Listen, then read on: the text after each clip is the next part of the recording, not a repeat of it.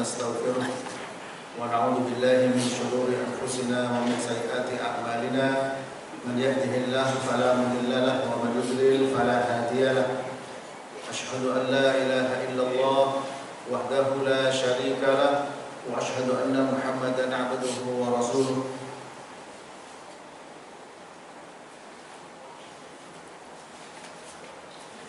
أما بعد فإن أصدق الحديث كتاب الله وخير الهدي هدي محمد صلى الله عليه وسلم وشر الأمور محدثاتها وكل محدثة بدعة وكل بدعة ضلالة وكل ضلالة في النار. Bapak-bapak, ibu-ibu, saudara sekalian rahmati Allah, mudah-mudahan Allah senantiasa memberikan perlindungan kepada kita, penjagaannya, memberikan keberkahan pada umur, pada usia, pada waktu yang kita miliki. Karena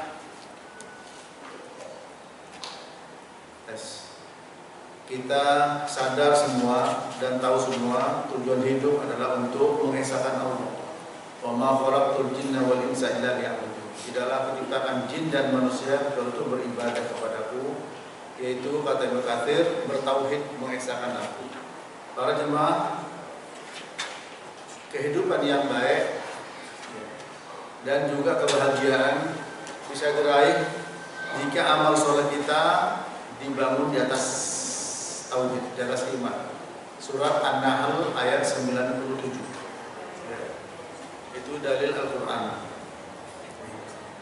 Itu Nabi Allah berfirman, "Man amila sholihan min dzakarin aw untha wa huwa mu'minun falanuhyiyannahu hayatan thayyibah wa lanajziyannahum ajrahum bi ahsani ma kanu ya'malun."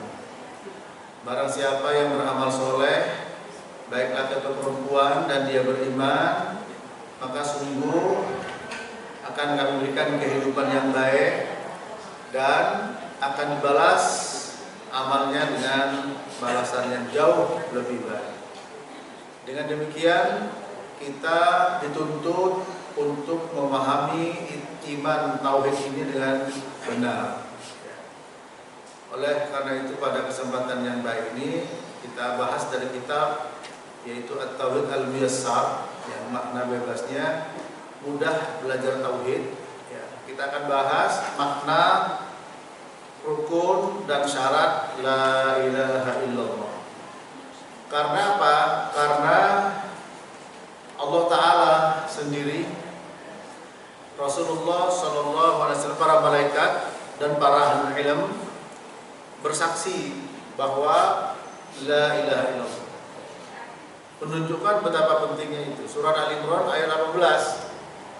Ini adalah persaksian Allah, malaikat, dan orang-orang yang berilmu.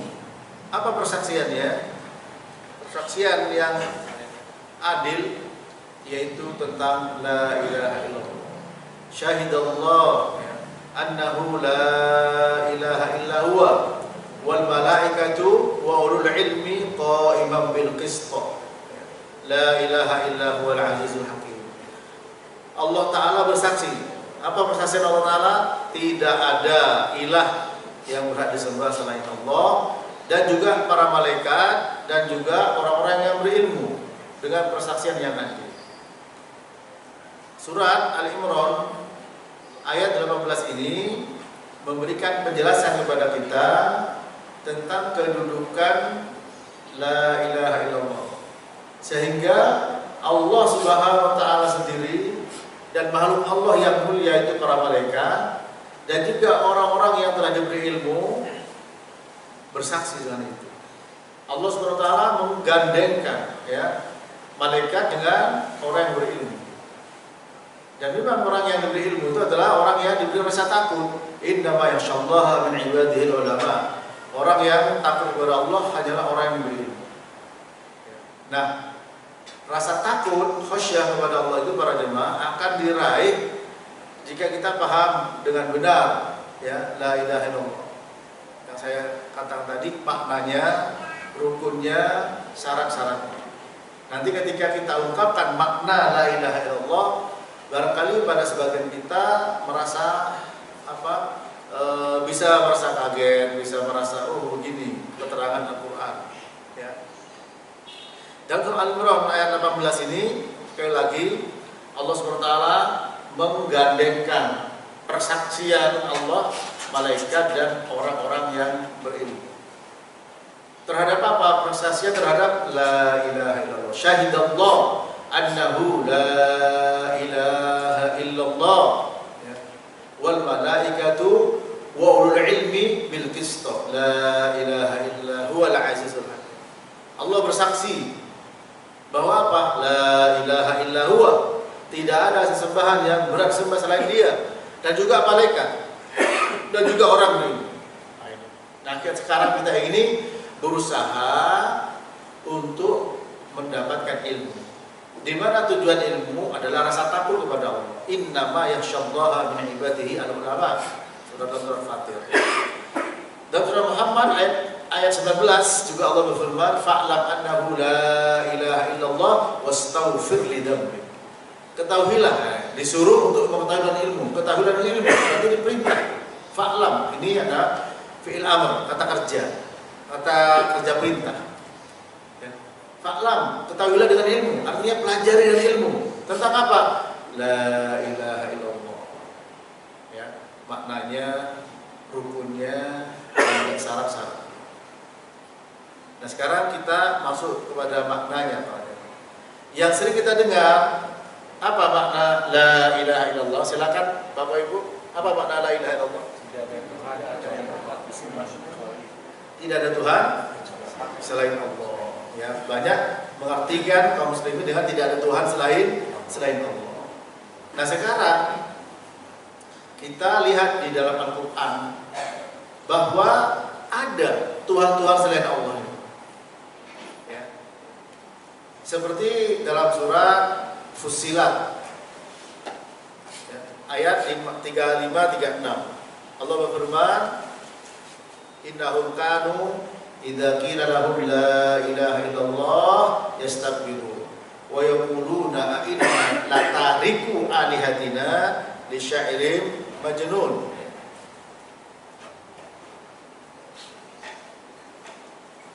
Surat As-Saffat ya. Surat As-Saffat surat 37 ayat 35-36. Surat 37. Yang artinya innahum kanu idza qila lahum la ilaha illallah. Sesungguhnya mereka dahulu orang-orang musyrik Quraisy ketika mereka diperintah, disuruh untuk mengatakan la ilaha illallah yastakbirun. Mereka itu menyombongkan dirinya. Artinya enggan, tidak mau. Ya. Apa alasannya? Wa yaqulun, mereka beralasan, mengatakan, berargumen, ya. Inna la tariku alihatina. Apakah kami harus meninggalkan alihatina? Jamak dari ilah yang artinya Tuhan-Tuhan, sesembahan-sesembahan, ya. Kami li syairin majnun, gara-gara tukang syair yang gila. Surat As-Saffat ayat 35-36 ini memberikan penjelasan penting pada kita terkait dengan pembahasan kita, yaitu apa? Adanya, ya, penetapan adanya sesembahan-sesembahan selain Allah. Ya. Berarti kalau kita mengatakan tidak ada Tuhan selain Allah, faktanya ada. Berarti ada Tuhan selain Allah. Ya. Seperti juga kaum Nasoro yang disinggung dalam Al-Quran, ya. Nabi Isa ditanya oleh Allah, ya, ketika Allah mau bertanya, wa idqala Allah, surat Al-Maidah 116, wa idqala Allah ya Isa bin Maryam a anta qulta lin-nas ittakhiduni wa ummiya ilahaini min dunillah qala subhanaka ma yakunu li an aqula ma laysa li bihaqqin in kuntu qultuhu faqad alimtahu ta'lamu ma fi nafsi wa la a'lamu ma fi nafsi innaka anta 'allamul ghuyub. Ketika Allah Ta'ala bertanya kepada Nabi Isa, wahai Isa ibnu Maryam, apakah engkau mengatakan kepada manusia Apa itu? Jadikan aku dan ibuku kedua Tuhan. Ya. Yang disembah selain Allah. Apa kata Nabi Isa? Maha suci Engkau ya Allah. Ya, tidak mungkin aku mengatakan sesuatu yang tidak hak. Kalau aku mengatakannya, engkau pasti mengetahuinya. Karena engkau mengetahui apa yang ada pada diriku, dan aku tidak mengetahui apa yang ada pada dirimu. Dan sesungguhnya engkau maha mengetahui perkaranya. Nah di sini ya Allah Ta'ala menanyakan kepada Nabi Isa, apakah Nabi Isa meminta kepada manusia agar menjadikan dia dan ibunya sebagai dua Tuhan, sesembahan. Ya, tentu Nabi Isa mengatakan tentu tidak. Hanya orang itu manusia yang menjadikan sebagai Tuhan. Maka ada istilah Tuhan ya, Tuhan Yesus kan gitu. Ya. Ada juga patung yang disembah, Siddhartha Buddha Gautama atau selain. Sehingga para ulama memberikan penjelasan makna la ilaha illallah dengan tidak ada Tuhan selain Allah, itu makna yang salah. Makna yang tidak benar, makna yang perlu dikoreksi. Karena pada kenyataannya fakta di lapangan ternyata Tuhan-Tuhan selain Allah itu ada apa tidak? Ada. Di dalam Al-Quran pun juga diakui adanya Tuhan-Tuhan selain Allah diakui. Yang tidak diakui apanya? Keberhakan dia untuk disembah. Hanya Allah ilah yang benar disembah. Sehingga makna yang benar la ilaha illallah apa? La ma'buda bihaqqin illallah. Tidak ada sesembahan yang berhak disembah. Kalau tidak ada Tuhan, Tuhan ada, tapi tidak berhak disembah. Oleh karena itu, para jemaah sekalian, selain tadi sudah saya sampaikan, pertama Allah Ta'ala bersaksi sendiri ya untuk mengatakan la ilaha illallah. Dan juga Allah Ta'ala menggandengkan makhluk yang mulia itu para malaikat. Dan orang berilmu, tentu saja yang paling berilmu tentang Allah para anbiya, para nabi. Artinya Allah SWT lalu disusul makhluk yang mulia malaikat, lalu disusul orang berilmu. Ini bersaksi la ilaha illallah. Berarti pertama pentingnya ini. Ya.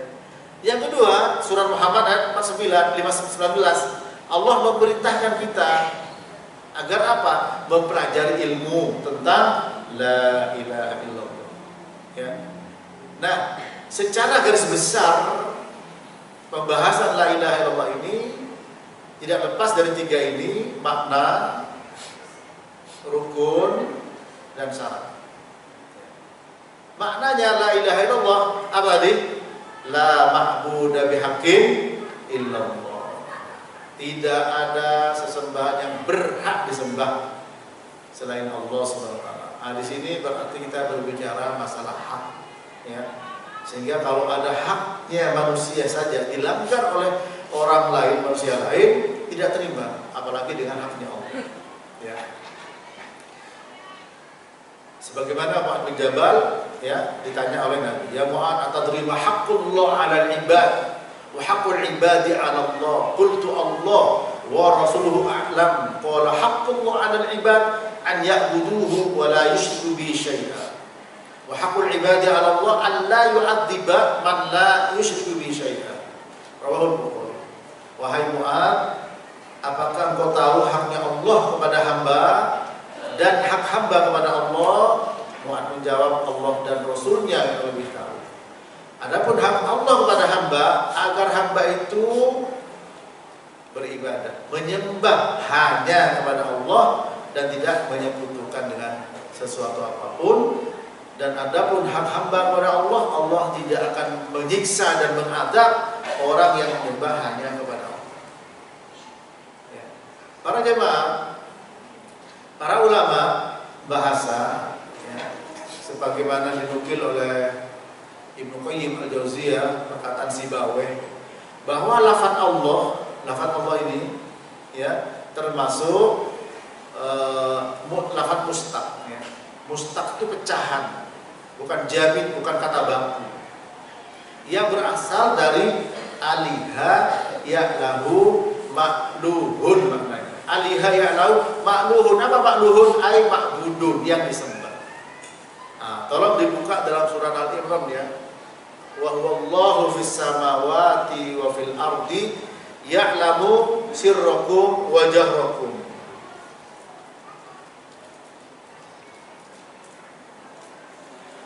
Surat Al-An'am, surat yang ke-6, ayat yang ketiga.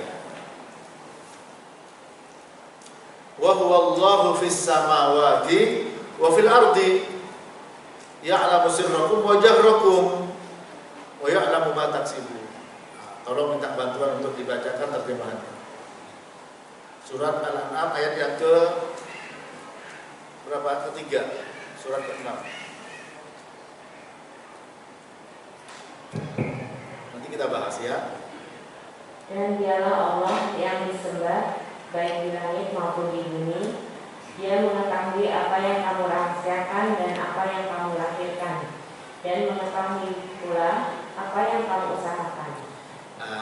Tolong semua para jamaah yang lihat terjemahannya, tadi diterjemahkan dia Allah yang disembah. Kalimat atau kata yang disembah ada dalam kurung tidak ini? Iya. Betul. Nah, ya, itu dalam kurung bukan terjemahan lafaz yang ada. Itu tafsirnya. Lafaz yang ada apa? Dialah Allah, wa huwa Allah, dan dialah Allah fis samawati wa fil ardi, di langit dan di bumi. Paham artinya? Ya. Nah, pertanyaannya kalau ditanya, di mana Allah? Dia harus di langit. Ya, Ar-Rahman 'alal 'arsy istawa. Allah istiwa di arsy. Ketika seorang Buddha mau dimerdekakan oleh tuannya, ditanya sama Nabi, "Aina Allah?" Qalat fis sama. Qala wa man ana? Qalat anta Rasulullah. Qala a'tikha fa innaha mu'minah. Rawahu Muslim. Nabi bertanya kepada Buddha itu, "Di mana Allah?" Buddha itu menjawab, "Fis sama." Di langit. Nah, di sini Quran mana?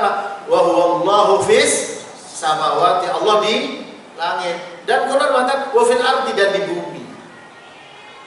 Ya. Apakah Allah di langit dan di bumi? Ya. Nah, ini perlu penjelasan sehingga nanti makna la ilaha illallah benar. Surat ini, surat Al-An'am ayat ketiga itu diberi kurung, ya, buka dan tutup kurung disembah. Padahal kalau disembah itu apa? Ya, ma'budun kan gitu, yu'badu. Tapi di sini tidak ada. Cuma di tafsirnya penjelasannya. Kenapa? Ditafsir oleh surat Az-Zukhruf ayat 84 ya. Wa huwa alladzi fis samaa'i ilah wa fil ardi ilah ya. Surat Az-Zukhruf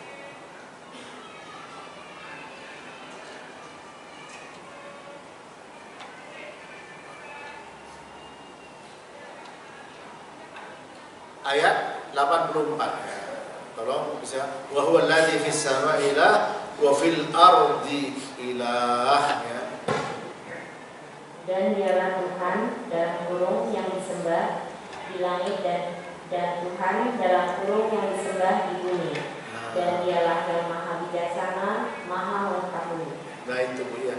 Nah itu ya, di dalam Az-Zukhruf ayat 84 ini Allah berfirman, wa huwa alladzi fis samaa'i ilahu. Dialah yang di langit sebagai ilah. Ya, wa fil ardi juga ilah, di bumi juga ilah. Lafaz Allah asalnya dari lafaz ilah. La ilaha illallah. Ilahun maknanya apa? Dari kata aliha ya'lahu ma'luhun. Ilah ay ma'luh. Ma'luhun apa? Ma'bud, yang disembah. Sehingga la ilaha diterjemahkan atau diartikan atau dimaknai la ilaha la ma'budu bihaqqin illallah. Ya. Ini. Sehingga apa? Surat Al-An'am ayat 3 ditafsir, dijelaskan oleh surat Az-Zukhruf ayat 84. Wa huwallahu fis samawati wa fil ardi. Dia Allah di langit dan di bumi. Maksudnya apa?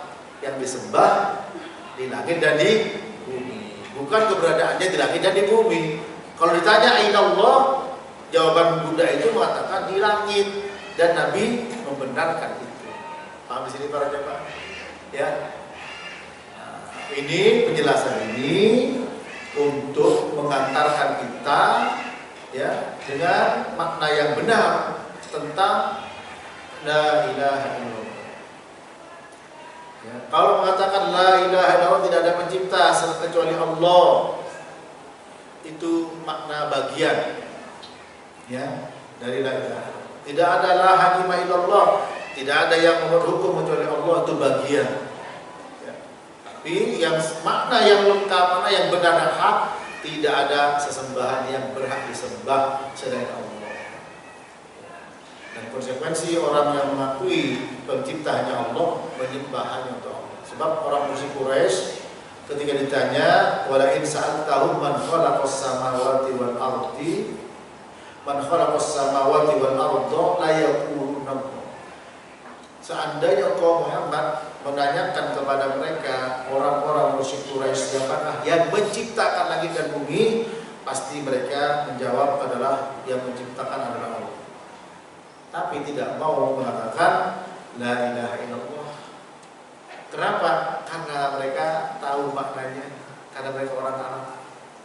Dan juga ketika tahu maknanya, mereka paham konsekuensinya. Nah itu baru ya. Nah kita di sini ya akan diajarkan makna la ilaha illallah tidak hanya sekedar mengucapkannya, ya. Tapi kita juga memahami maknanya.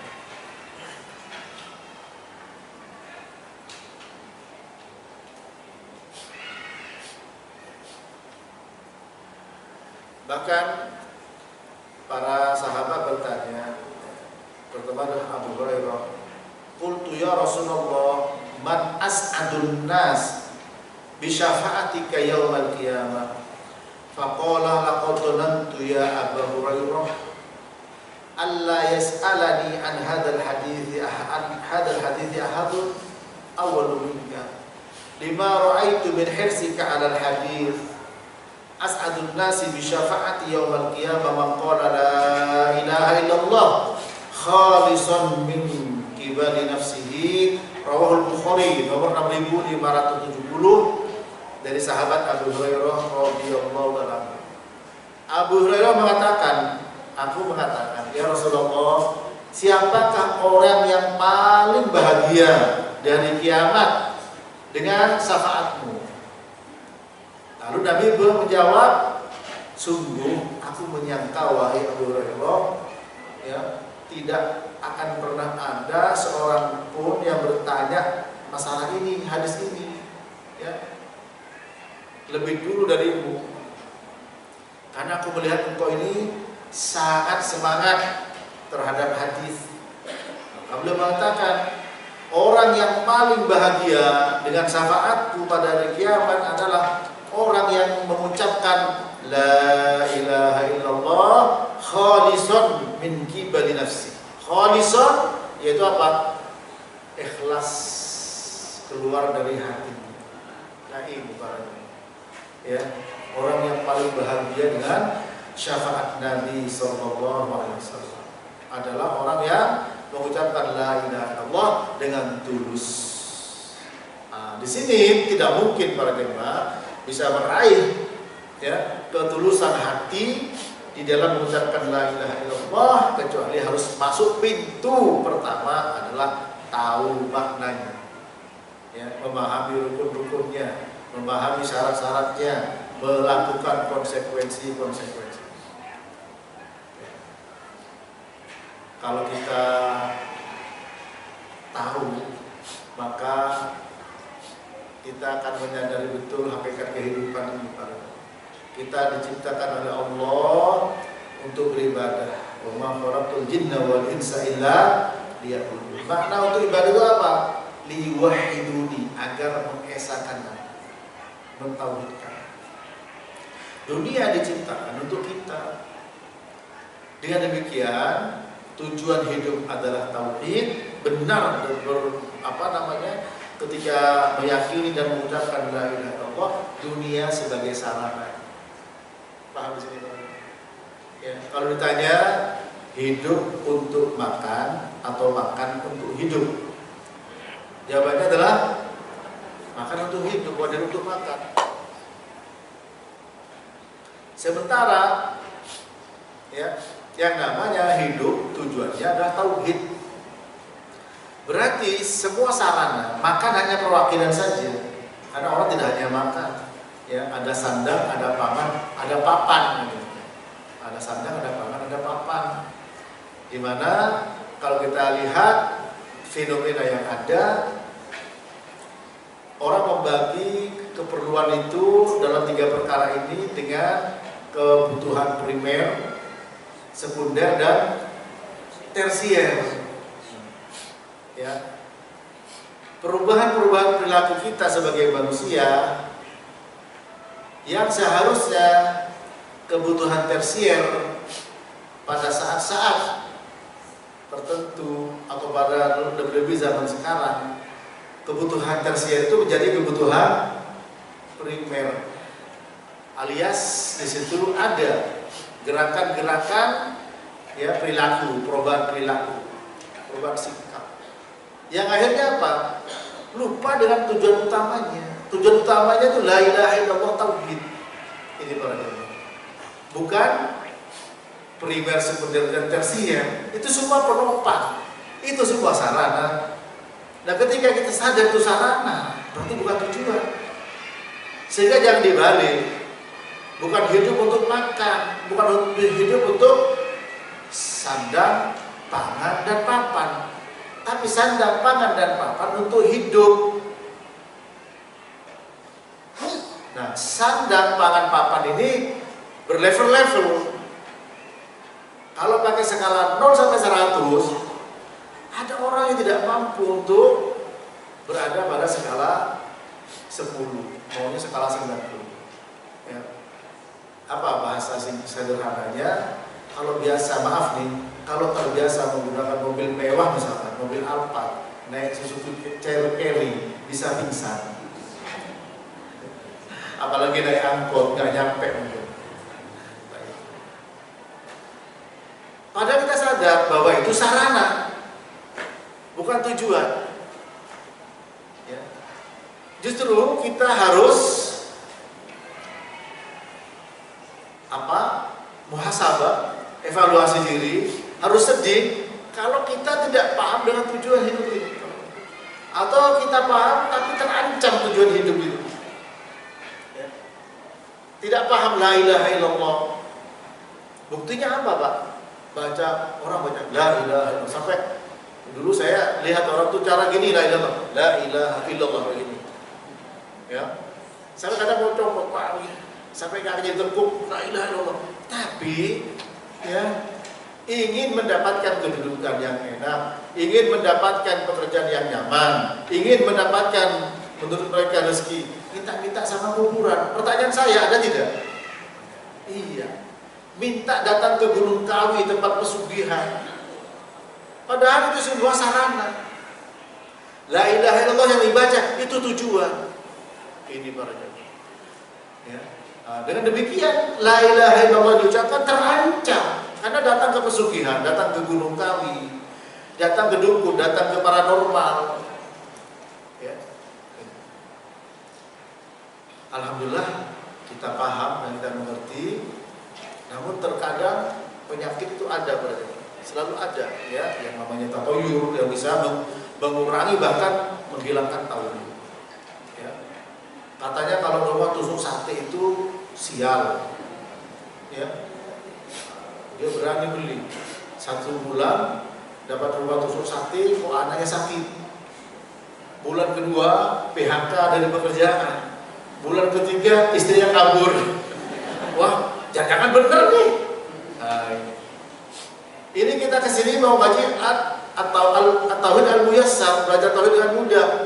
Dari rumah, ada apa ya kok mata saya kedutan? Yang kiri lagi, ada apa ini? Tiba-tiba nyerempet orang atau jatuh, lah ini mungkin ini. Padahal mau belajar Tauhid. Loh, hal seperti ini Bapak Ibu sudah ada dari dulu. Makanya resep Nabi apa? Disuruh baca ya, Allahumma la tayru illa tayruk wa la khairu illa khairuk wa la ilaha ghairuk. Rawahu Ahmad. Tidak ada burung kecuali burungmu, yaitu tatoyur. Tidak ada kebaikan kecuali kebaikan darimu ya Allah, dan tidak ada sesembahan selain Engkau. Itu boleh. Nah, kita sekarang ini belajar maknanya sebagai pintu utama pertama untuk nanti menggiring kita ya, menjadi petunjuk kita para jemaah dalam mengarungi kehidupan ini, supaya tidak salah di dalam menyikapi. Kalau sudah sarana berubah menjadi tujuan dan tujuan menjadi sarana, sudah pasti itu adalah sebuah kesalahan. Tujuannya hidup ibadah. Ibadah itu maksudnya mentauhidkan Allah. Bisa dilihat nanti dalam tafsir Ibnu Katsir surat Ad-Dariyah tadi ya. Itu. Ayat 56, "Wa ma khalaqtul jinna wal insa illa liya'budun." Tidaklah menciptakan jin dan manusia kecuali agar beribadah kepadaku, yaitu apa? Ayyi yuwahiduni, agar mentauhidkan aku, mengesahkan aku. Ya. Kembali lagi kepada makna la ilaha illallah. Tadi surat Al-An'am ayat 3 dan Az-Zukhruf ayat 84 tentang lafaz Allah. Nah, kita mengatakan la ilaha illallah. Ahli bahasa itu Sibawayh, namanya Sibawayh. Ya. Didukung oleh Ibnu Qayyim Al-Jauziyah bahwa apa? Lafaz Allah itu berasal dari kata aliha ya'lahu makluhun. Apa makluhun? Makbudun. Yang disembah. Dengan demikian arti atau makna tafsir penjelasan surat Al-An'am, wa huwallahu fis samawati wa fil ardi ya'lamu sirrakum wa jahrakum wa ya'lamu ma taksibun. Kalau secara zahir ayatnya maknanya apa? Dialah Allah di langit dan di bumi. Alhamdulillah tafsirnya ada di kurung buka tutup itu apa? Disembah. Karena lafaz Allah itu maknanya yang disembah. Dan semua nama Allah, Ar-Rahman, Ar-Rahim, Al-Malik, Al-Quddus, As-Salam, Al-Mu'min, Al-Muhaimin, Al-Aziz, Al-Jabbar, Al-Mutakabbir, Al-Khalid, Al-Bari, dan terusnya, itu menyatu dalam lafzul jalalah Allah.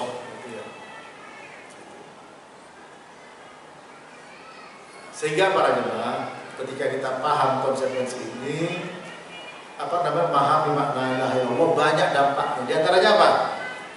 Ya, masih jauh dari hari kiamat. Nabi bersabda, la taqumus sa'ah wa ala wajhil ardi man yaqulu la ilaha illallah. Rawahu Ahmad dan juga Muslim. Tidak akan terjadi hari kiamat selama di muka bumi masih ada orang yang mengatakan la ilaha illallah. Dengan demikian orang yang belajar tauhid insyaallah ya tidak akan datang hari kiamat meskipun tanda-tanda sudah ada. Bahkan Allah Ta'ala menjelaskan dalam surah Al-A'raf ayat 96 ya, akan diberikan keberkahan walau anna ahlal qura amanu wattaqau lafatahna alaihim barakatin minas samai wal ardi walakin kadzabu fa'akhadnahum bima kanu yaksibun.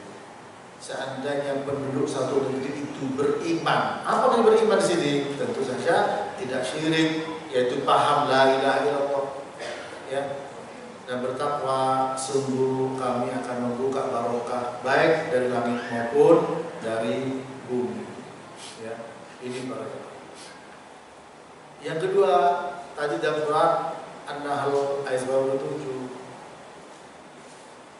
itu skala nasional atau regional. Kalau 90 Al-A'raf 96, seandainya penduduk satu negeri beriman dan bertakwa, beriman bertauhid, benar la ilaha illallah, dibuka barokah dari langit dan bumi.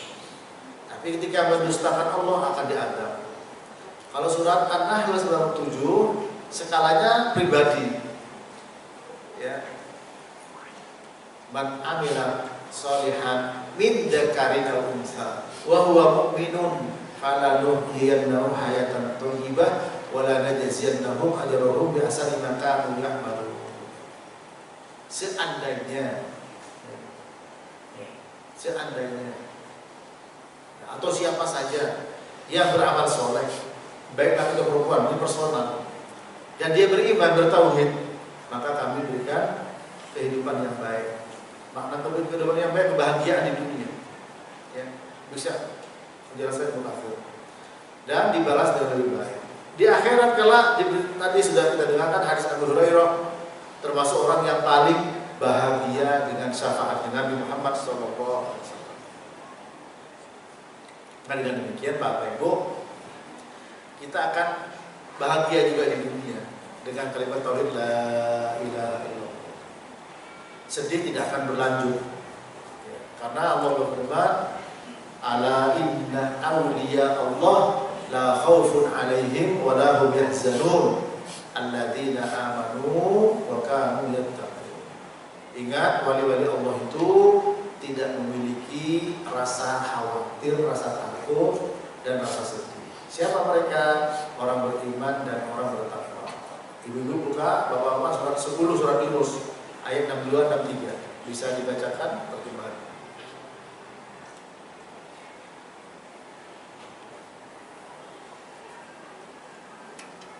Surat 10 surat Yunus ayat 62 dan 63.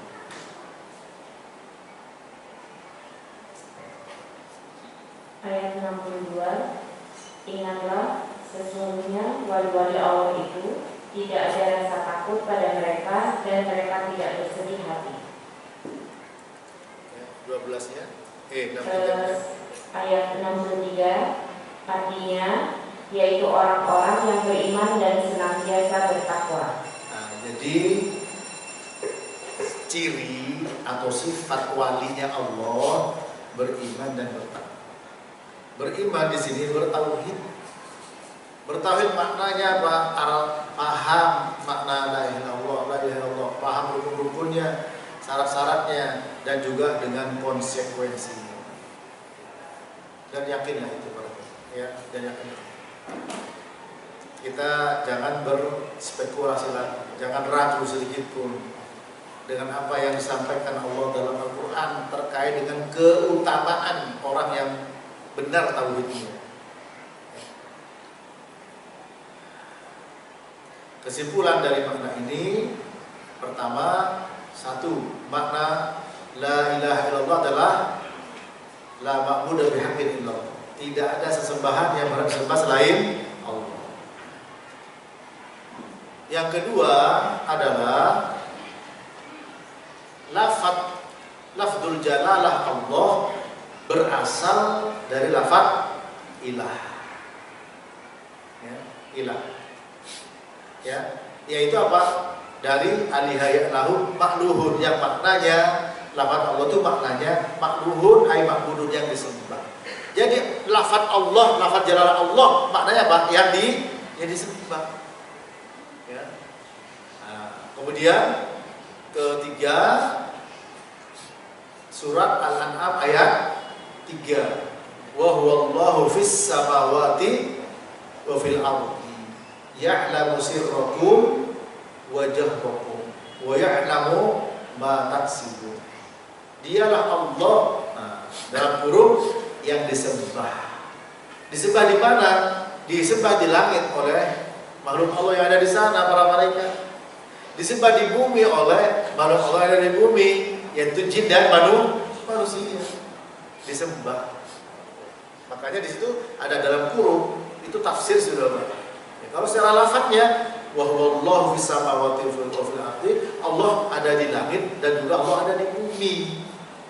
Itu bertentangan dengan akidah Ahlussunnah. Kenapa? Karena Allah Ar-Rahman ala istawa. Allah istiwa di atas arsy-Nya. Itu Quran. Kalau hadis mengatakan apa? Aina Allah? Qalat fis sama. Qala wa man ana? Qalat anta Rasulullah. Qala a'tika fa innaha mu'minah. Rawahu Muslim. Nabi bertanya kepada budak yang mau dimerdekakan, di mana Allah? Budak wanita itu menjawab, di langit. Ditanya lagi, siapa aku ini? Wanita itu menjawab, engkau Rasulullah. Dan Rasul bersabda, bebaskan wanita ini karena sekarang dia sudah menjadi wanita yang beriman. Dengan menjawab pertanyaan di mana Allah, jawabannya Allah di langit. Ditanya siapa aku, engkau Rasulullah, itu Nabi mengatakan dia sudah menjadi wanita beriman. Artinya pernyataan tadi sebagai sebuah keyakinan merupakan perkara yang hak, yang benar. Karena apa?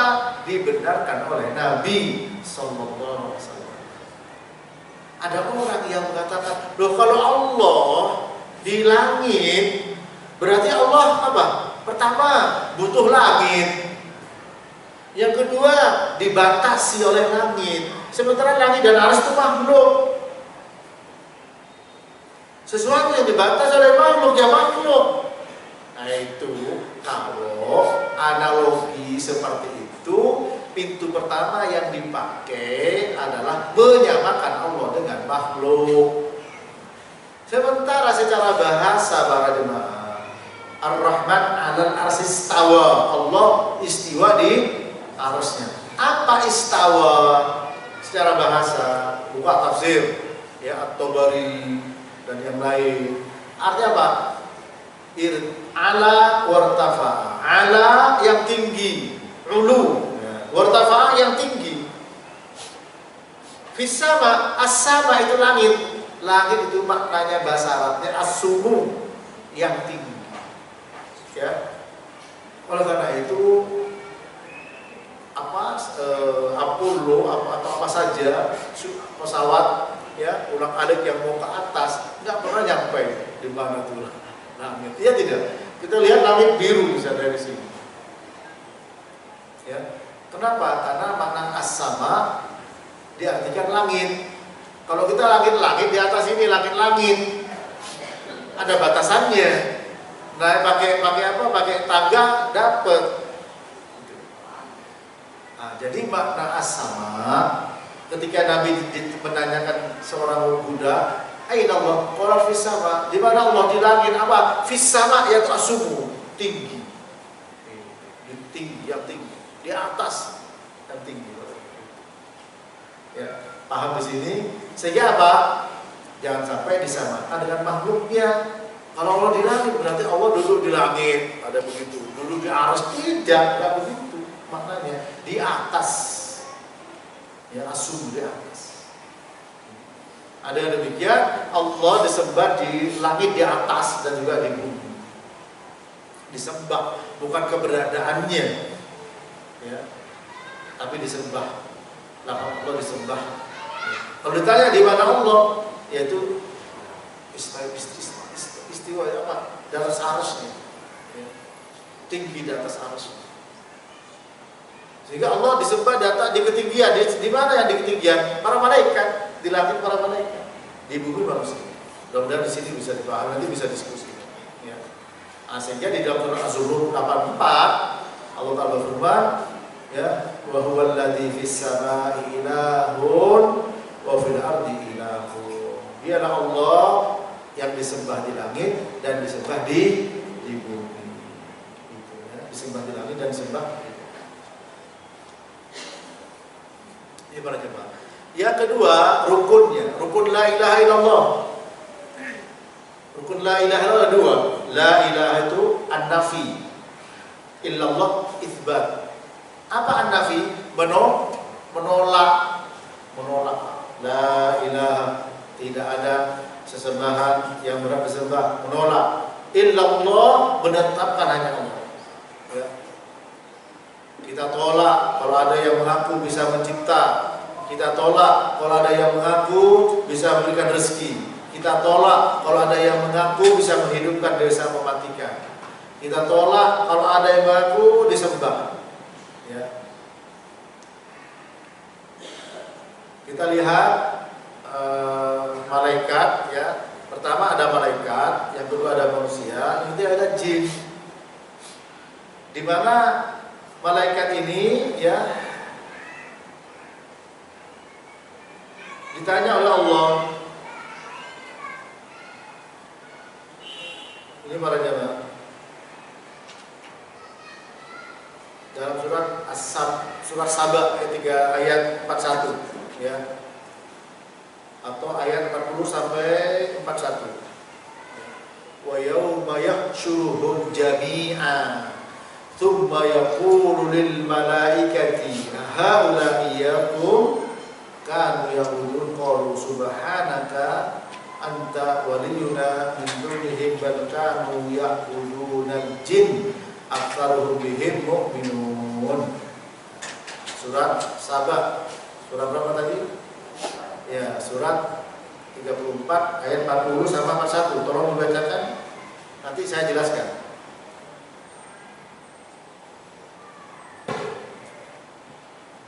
Ingatlah pada hari ketika Dia mengumpulkan mereka semua. Kemudian berfirman kepada malaikat, apakah hanya kepadamu selama ini mereka menyembah? Ya, 41. 41 ya.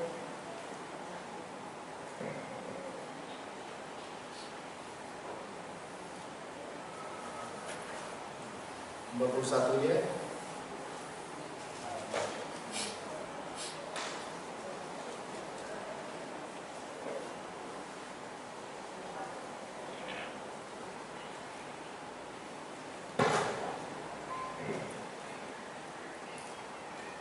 Para malaikat itu menjawab, Maha suci Engkau, Engkaulah pelindung kami, bukan mereka. Bahkan mereka telah menyembah jin. Kebanyakan mereka beriman kepada jin itu.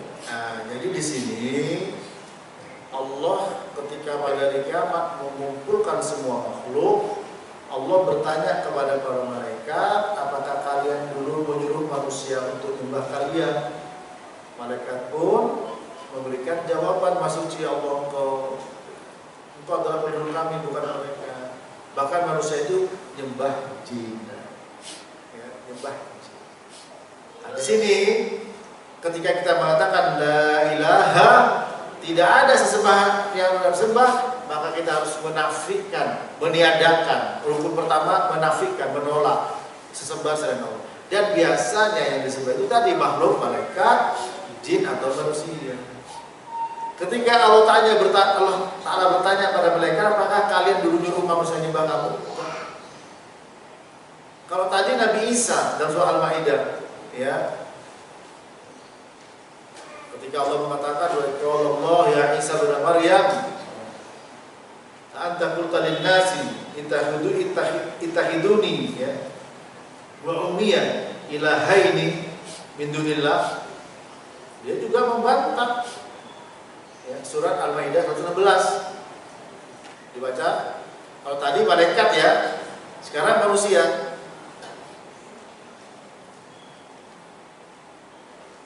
Silakan. Al-Maidah 116.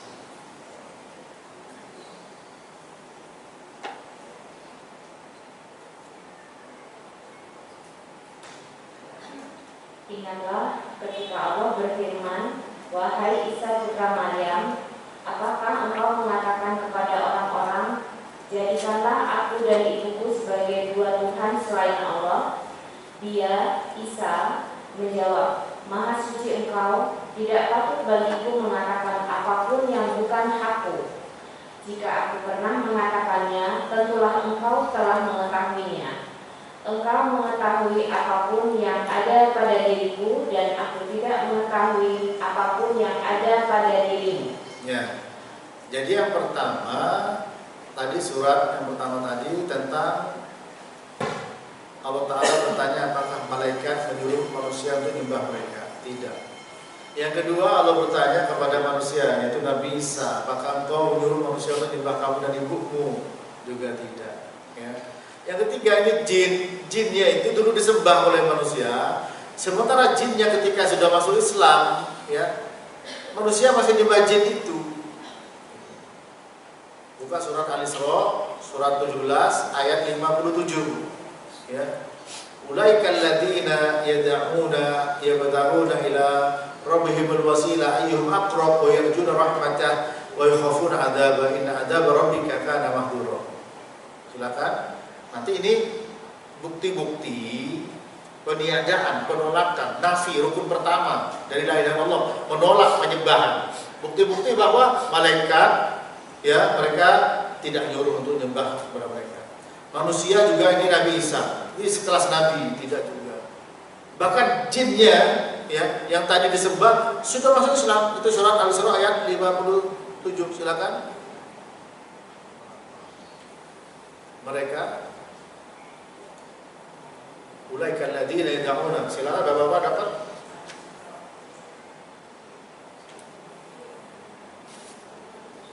Ya. Al-Isra 57.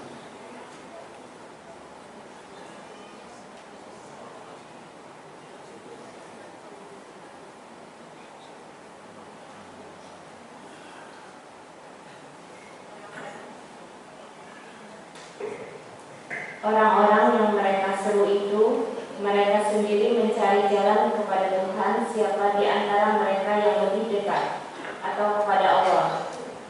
Mereka mengharapkan rahmat-Nya dan takut akan azabnya. Ya. Sungguh azab Tuhanmu itu sesuatu yang harus ditakuti. Ya.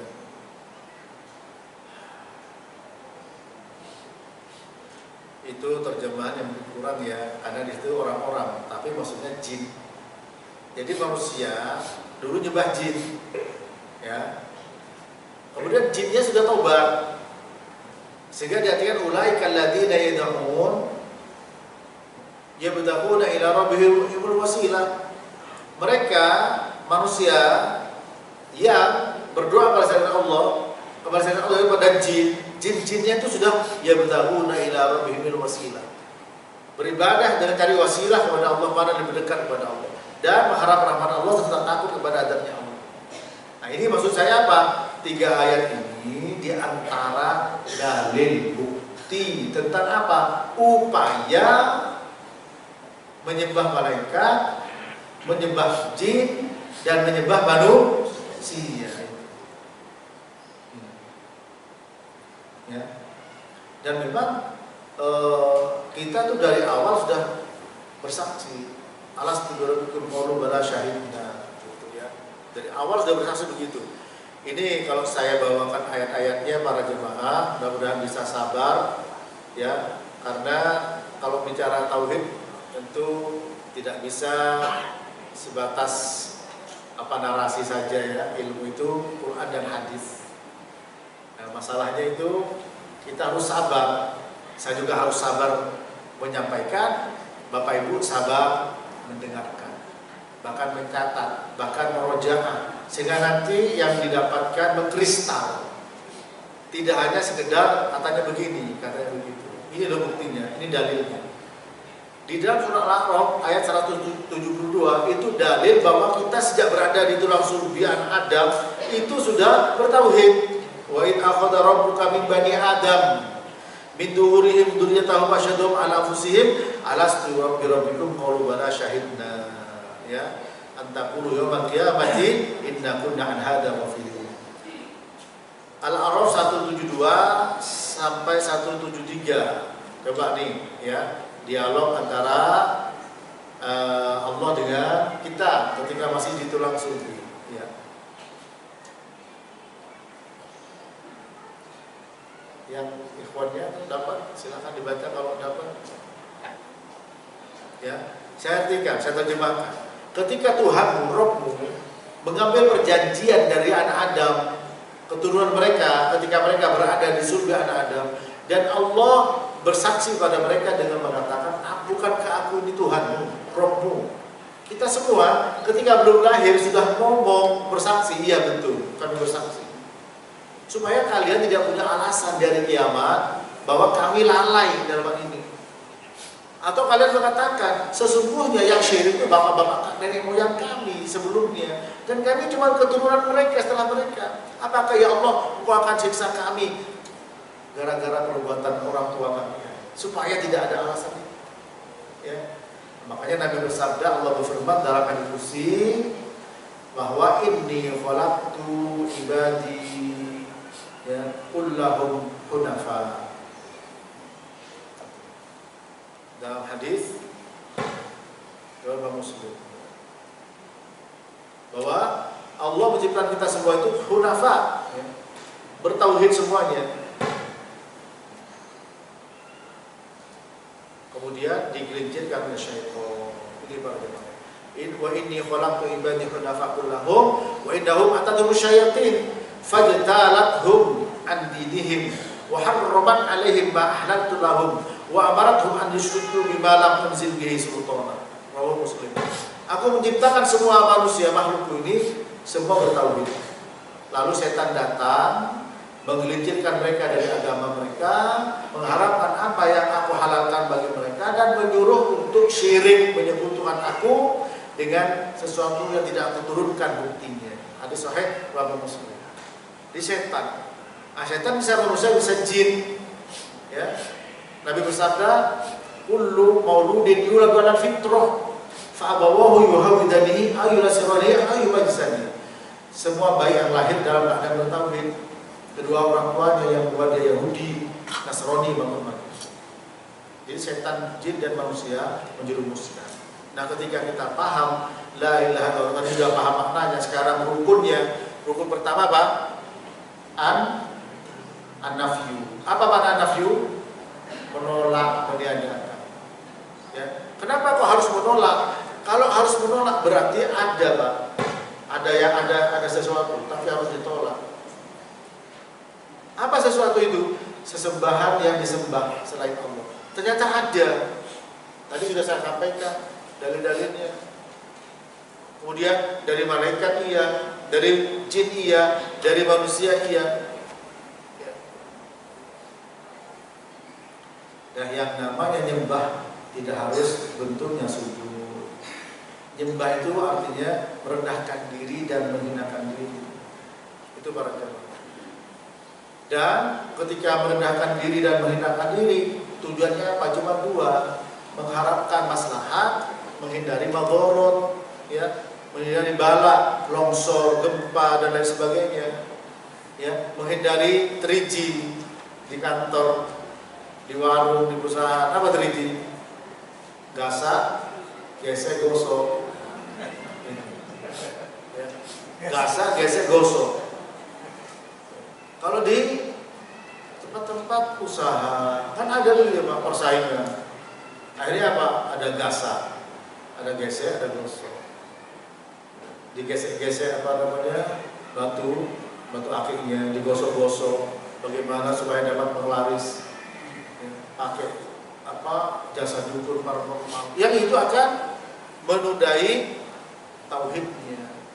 Ketika mengakui yang lain selain Allah punya kemampuan seperti kemampuan Allah Ta'ala. Pertanyaan saya, contohnya dengan pertanyaan, ada tidak orang ingin punya anak datang ke dukun? Ada tidak, Bu, Pak? Dukunnya dukun cabul. Itu. Padahal yang berhak untuk memberi anak adalah Allah Ta'ala. Kita lihat bagaimana dengan Nabi Zakaria. Beliau ya mengatakan, ya, bagaimana saya punya anak ya Allah, sementara saya sudah tua, istrinya mandul, ya. Surat Maryam ayat 8 sampai 9. Qala rabbi anna yakuni ghulamun wa kanat imraati aqira wa qad balagtu minal kibari itiya. Qala kadzalika qala rabbuka huwa alayya hayyin wa qad khalaqtuka min qablu wa lam taku syai'a. Kata Nabi Zakaria, ya Allah ya Rabbi, bagaimana mungkin saya punya anak padahal istri saya mandul, dan saya sudah tua. Apa kata Allah? Itu mudah bagi aku. Ya. Aku menciptakan kamu sebelumnya, kamu belum pernah ada. Nah, ya, kenapa kau datang ke dukun? Itu. Kok datang ke paranormal? Kenapa kau datang ke Gunung Kawi untuk kaya? Datang ke Ponari untuk sembuh? Nah, itu semua datang ke pawang untuk biar gak hujan. Kenapa? Punya proyek, mau pesta pernikahan, gitu. Supaya tidak hujan. Kadang-kadang apa? Lempar barang-barang ke atap rumah. Betul ada ya? Lempar celana dalam, yang dalam-dalam ada tuh lemparin. Percaya bahwa pawang itu bisa menghentikan hujan. Ini semuanya haknya Allah, Bapak Ibu. Karena mereka juga mengatakan la ilaha illallah. Ya. Allah tersakiti dengan itu. Allah berfirman, ya, yu'dhini ibnu Adam, yasubud dahra wa ana dahru qalibul laila wan nahar. Manusia anak Adam telah menyakiti saya, menyakiti aku. Dengan cara apa? Mencaci maki waktu. Akulah yang mengatur waktu. Akulah yang menggantikan siang dan malam. Ini musim hujan, ya, karena jemuran tidak kering atau jemur kerupuk tidak kering, dicaci, hujan melulu. Panas, AC rusak, hujan dicaci. Ya, itu. Panas mengeluh, hujan juga mengeluh. Ya. Akhirnya ketika hujan gak berhenti-berhenti, panggil pawang hujan. Proyek tidak jadi, sembelih kepala kerbau ditanam supaya selamat. Nah ini semua selamat dan bahaya itu haknya Allah. Kita minta keselamatan kepada Allah, minta perlindungan dari bahaya kepada Allah. Ketika minta kepada selain Allah, siapapun dia, dan biasanya memang malaikat, jin atau manusia. Tadi sudah disampaikan bukti-bukti. Semua membantu. Tidak semua. Nabi Isa tidak, ya Allah. Malaikat tidak, ya Allah. Mereka nyembah jin, ya Allah. Bahkan jin yang sudah disembah masuk Islam. Jinnya sudah beribadah pada Allah, manusianya tetap yang ini. Ya, ini sudah saya sampaikan tadi dalil-dalilnya. Kalau mau dicatat, ya nanti ditanya kepada siapa, usah dibahas lagi, silahkan. Ya, itu bukti-bukti. Ya. Dan supaya kuat Bapak Ibu kita. Tidak mudah goyah. Sehingga kembali kepada tadi awal, kita tetap pada tujuan kita, ya, yaitu tujuan kita di suatu ibadah untuk bertauhid kepada Allah Subhanahu Wa Taala. Ya. Barangkali sampai di sini dulu. Ya. Nanti kita lanjutkan. Semoga bermanfaat. Yang penting ini perkara yang dalam istilah agama taksilat, ya. Taksilat itu pemahaman yang mendasar dengan harapan setelah memahami perkara tersebut, insya Allah perkara-perkara yang lain akan mudah.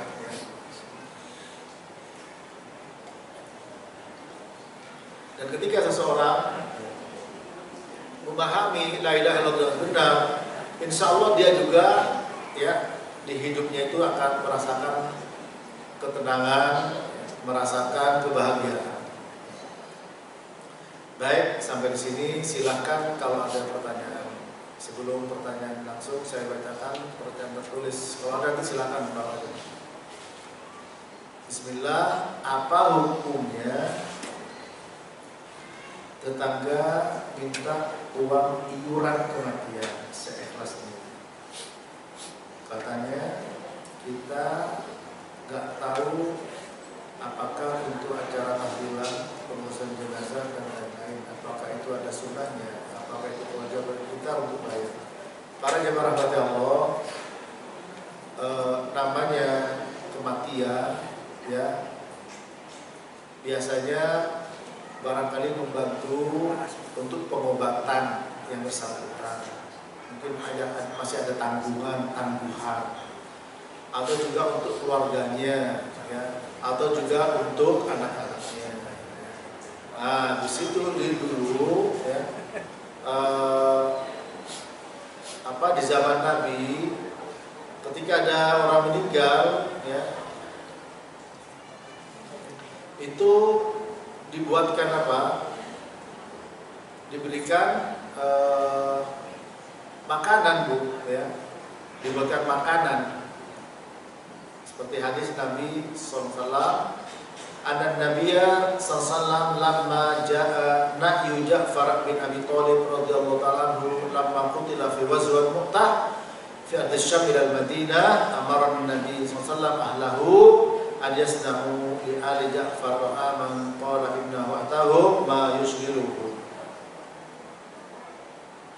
Bahwa Nabi ketika mendengar kematian Ja'far bin Abi Thalib ketika terbunuh di perang Mu'tah di Syam, ya, datang ke Madinah, Nabi menyuruh keluarganya agar membuatkan makanan yang diberikan kepada keluarganya Ja'far tadi, karena mereka sedang sibuk, ya, sibuk dengan apa? Kesedihan dengan kematian Ja'far bin Abi Thalib.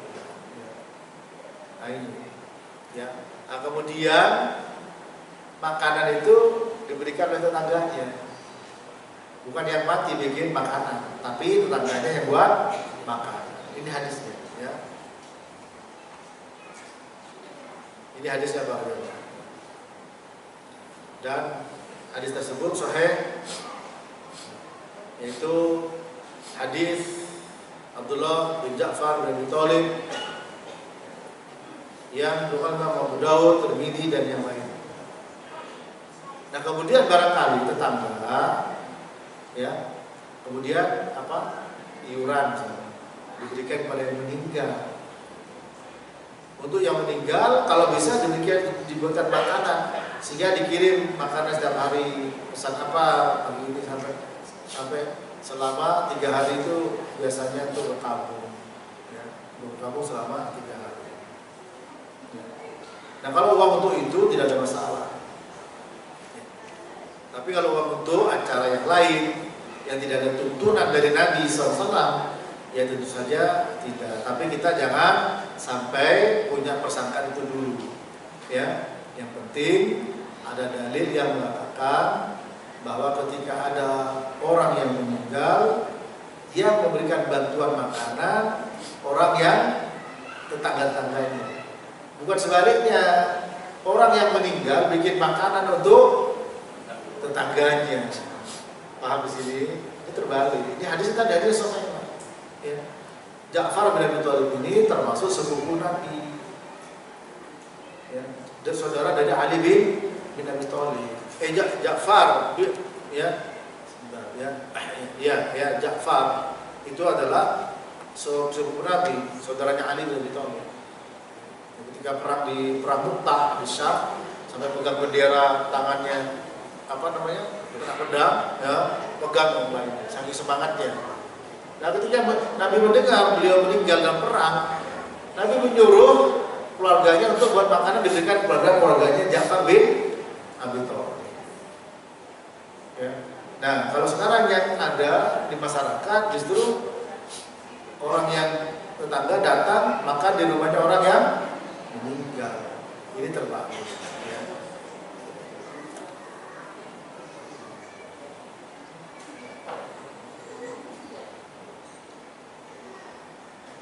Kata Ustadz, ada Tuhan-Tuhan yang lain.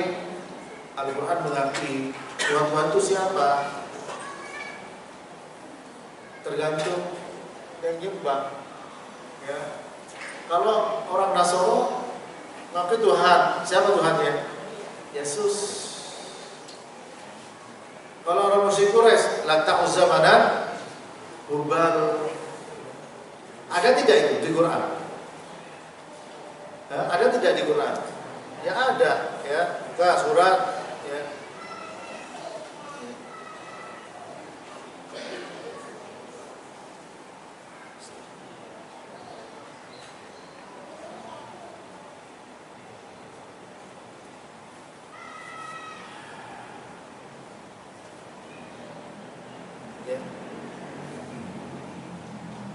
Buka surat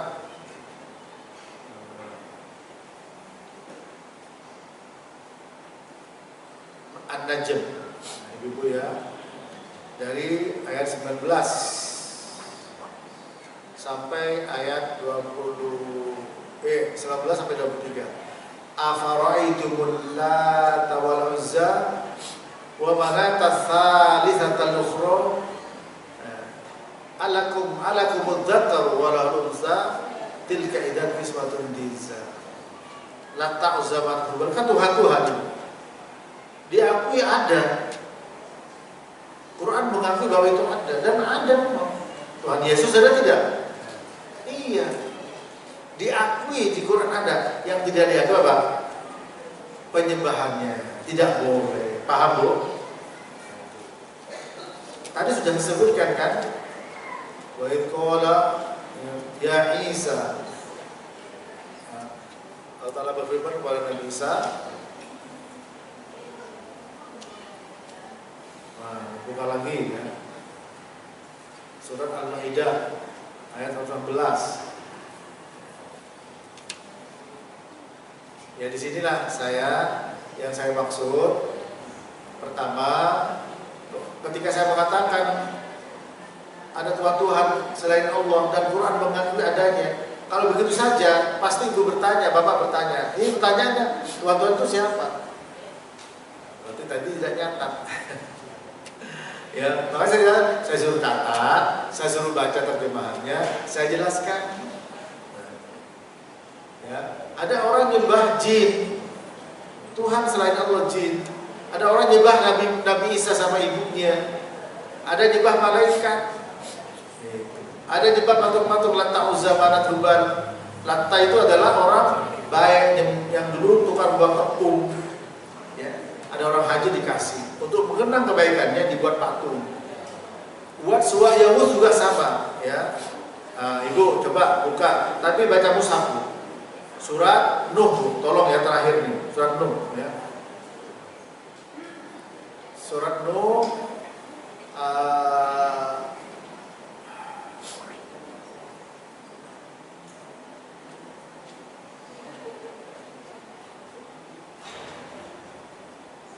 Surat Nuh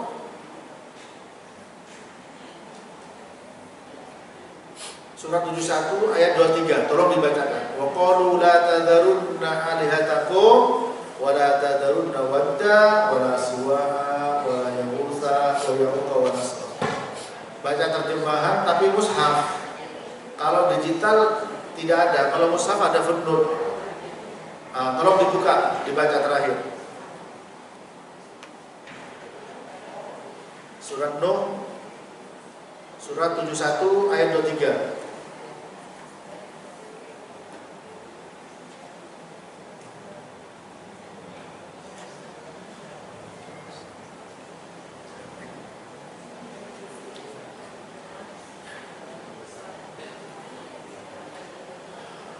Ada orang yang bertanya, Tuhan itu siapa? Kata Ustaz, ada Tuhan yang lain. Al-Quran mengakui. Iya, mengakui adanya, ada Tuhan itu. Ya, tapi tidak diakui apa? Penyembahannya tidak diakui, tidak boleh. Ya, silakan baca surat Nuh. Dan mereka berkata, jangan sekali-kali kamu meninggalkan penyembahan Tuhan-Tuhan kamu, dan jangan pula sekali-kali kamu meninggalkan penyembahan Wad, dan jangan pula Suwa, Yahus, Ya'uq, dan Nasr. Nah, ibu baca mushaf, di bawahnya ada footnote dah. Ada. Baca footnote-nya.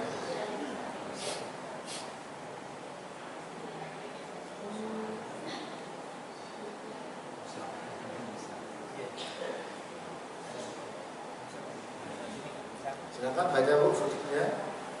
Footnote. Ya.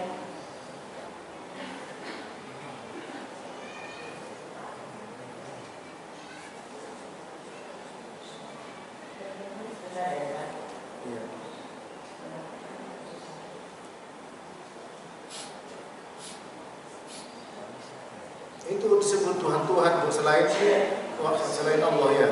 Baca. Di sini nggak ada. Di mushaf nggak ada? Iya. Seharusnya ada, kalau di mushaf terjemahan ada di bawahnya footnote ini. Atau ada yang dapat footnote ya? Ya? Ada, silakan.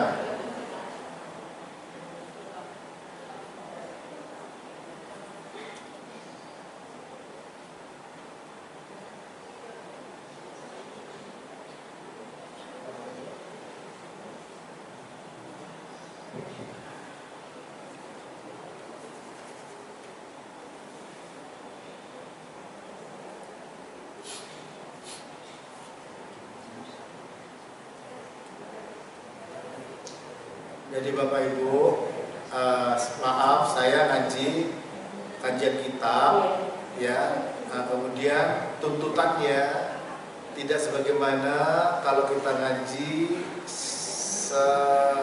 semata-mata retorika, ya.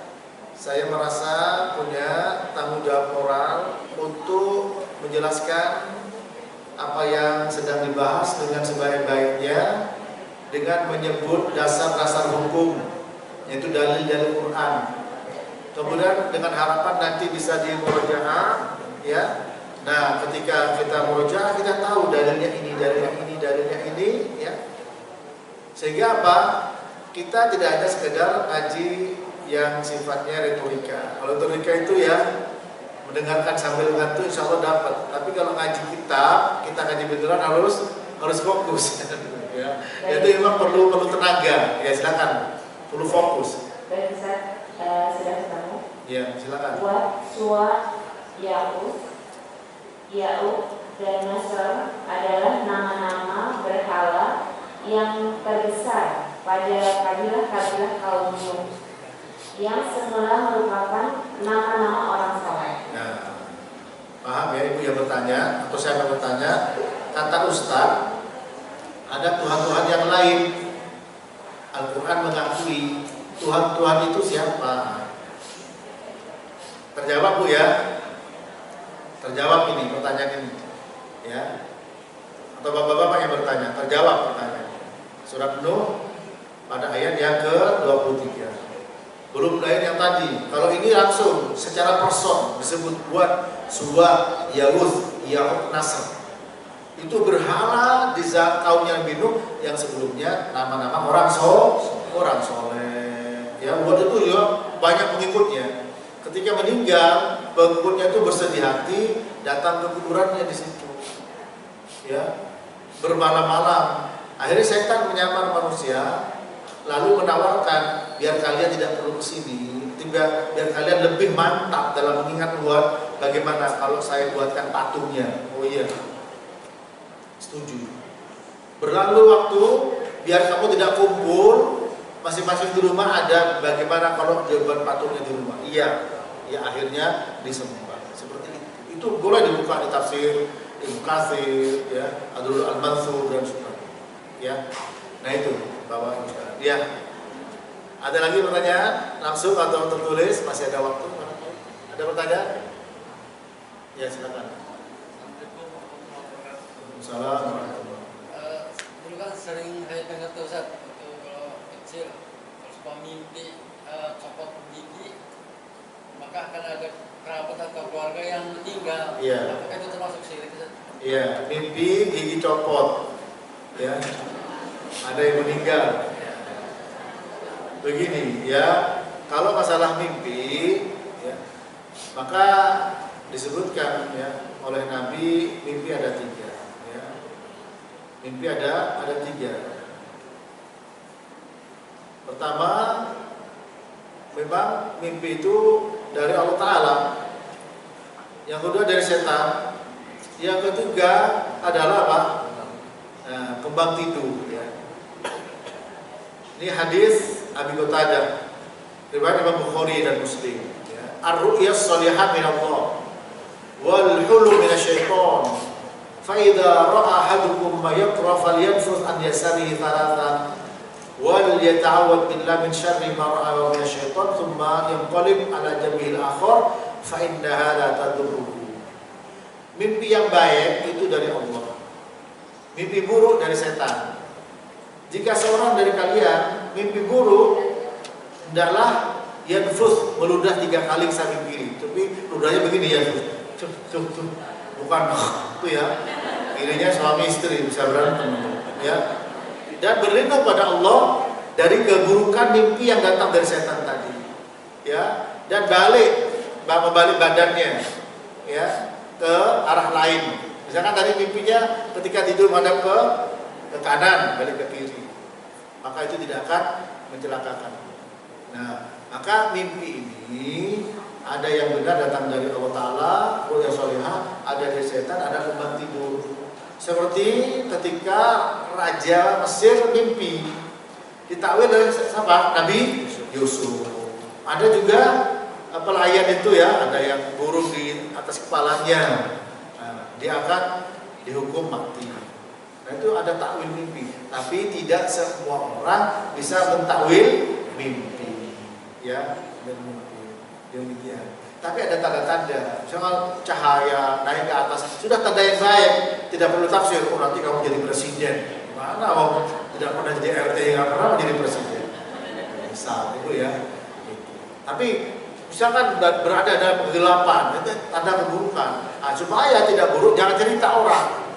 Kalau baik, jangan cerita sama orang suka dengki. Seperti Nabi Yusuf, melihat ada disembah oleh 11 bulan. Ya. Akhirnya kedengaran saudaranya yang iri, yang Nabi Yusuf dibuang. Tapi karena Allah berkehendak, mimpinya mimpi Nabi adalah wahyu, Nabi Yusuf jadi pembesar. Nah, kalau mimpi buruk juga jangan khawatir, jangan bicara sama orang. Ya, di tengah malam bangun, cukup 3 kali, balik tidurnya. Berdiri pada Allah, Alhamdulillah, syaitan rajim. Nah, tapi apakah mimpi giginya copot, ada yang meninggal? Memang banyak yang mengatakan begitu. Cuman saya nggak berani memastikan sebagai takwil mimpinya itu. Tapi apakah itu masuk syirik? Tidak. Selama tidak meyakini bahwa gigi copot yang bikin orang mati ya itu. Ada yang meninggal. Ya, ada yang meninggal. Maksudnya ada gigi copot orang meninggal, tidak itu. Tapi sebagai takwil mimpi. Cuman saya nggak berani untuk memastikan. Tapi saya katakan banyak dari dulu dari berbagai macam tempat. Kalau ada orang bermimpi giginya tanggal, ya menunjukkan di antara keluarganya ada yang akan meninggal. Tapi kalau kita kan mengerikan seperti itu, ya tidak mau. Maka kalau itu buruk, mayakroh yang tidak disukai, Pak. A'udzubillahi minasyaitonir rajim. Tuk 3 kali, balik tidur. Tadi hadis sahih Bukhari. Ya, demikian. Cukup? Ada lagi? Cukup Pak ya Bu, mudah-mudahan bermanfaat. Ya, semoga Allah Ta'ala tolong tadi meskipun hasilnya barangkali tidak banyak, tolong betul-betul diingat, dicatat, dibuka lagi, diskusikan. Kalau ada yang tidak paham, ada nomor saya. Saya punya kewajiban moral untuk memberikan pemahaman dan penjelasan dengan sebaik-baiknya. Kurang lebihnya mohon maaf. Wassalamualaikum warahmatullahi wabarakatuh.